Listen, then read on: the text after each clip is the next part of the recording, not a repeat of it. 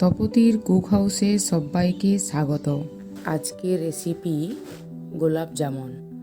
আমি আটা দিয়ে গোলাপ জামুন বানাচ্ছি। তার জন্য নিয়ে নিচ্ছি 1 কাপ আটা, সমপরিমাণ গুঁড়ো দুধ, তার সঙ্গে নিয়েছি এলাচ গুঁড়ো আর 1 চিমটি বেকিং সোডা। এগুলো ভালোভাবে মিশিয়ে নিলাম। মিশিয়ে নেওয়ার পর 1 চামচ গাওয়া ঘি দিয়ে দিলাম। তারপর এটাকে খুব ভালোভাবে একটু সময় নিয়ে মিশিয়ে নিতে হবে।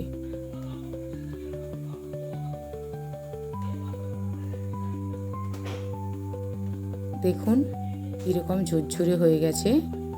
এরপর আমি এখানে ব্যবহার করছি দুধ। খুব অল্প অল্প দুধটা দিতে হবে, না হয় একবারে দিলে বেশি হয়ে যেতে পারে। এইভাবে মেখে নিচ্ছি।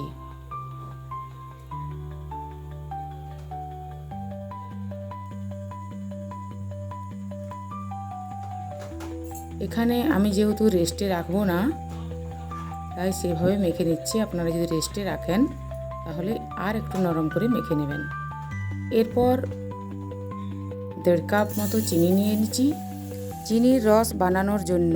আমি এখানে 1.5 কাপ চিনি আর প্রায় 2 কাপ জল ব্যবহার করেছি।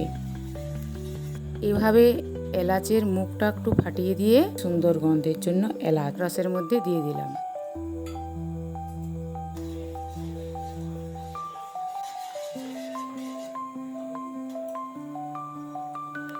সুন্দর একটা ফ্লেভার আনার জন্য 1 চামচ গোলাপ জল দিয়ে দিলাম। এরপর এটা খুব বেশিক্ষণ ফোটানোর দরকার নেই, একটু হালকা তেলতেলে ভাব এলেই গ্যাসের ফ্লেমটা অফ করে দেব। এরপর কড়াইয়ের মধ্যে সাদা তেল দিয়ে লো ফ্লেমে রেখে দিলাম। ডোগুলো বানানোর আগে হাতে একটু ঘি মেখে নিলাম। এদিকে এটাকে আর একবার ভালো করে মেখে নিয়ে ছোট ছোট ডো তৈরি করব।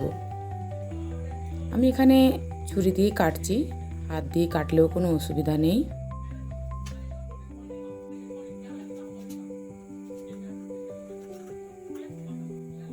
এইভাবে ছোট ছোট ডো করে নিলাম। বেশি বড় করলে মিষ্টিগুলো ফুলে অনেক বড় হয়ে যাবে, তাই একটু ছোট ছোট ডো বানিয়ে নিলাম। এইভাবে সাইজ দিয়েছি আমি এইভাবে শেপ বানিয়েছি, লম্বা গোল, আপনাদের যেটা পছন্দ সেভাবে বানাতে পারেন। এরপর গ্যাসটাকে লো ফ্লেমে রেখেই কিন্তু ভাজতে হবে। এইভাবে নাড়াচাড়া করে মিষ্টিগুলো ভেজে নিচ্ছি।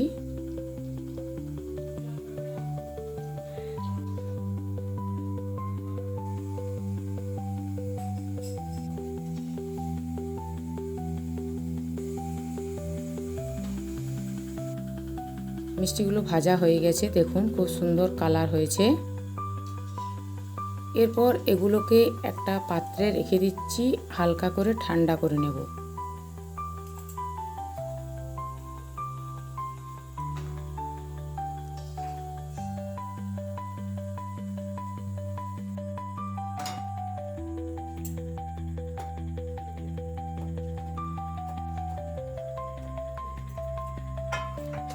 একটু নাড়াচাড়া করে মাঝে মাঝে এটা প্রায় 2 ঘন্টার মতো রসে ডুবিয়ে রেখেছিলাম।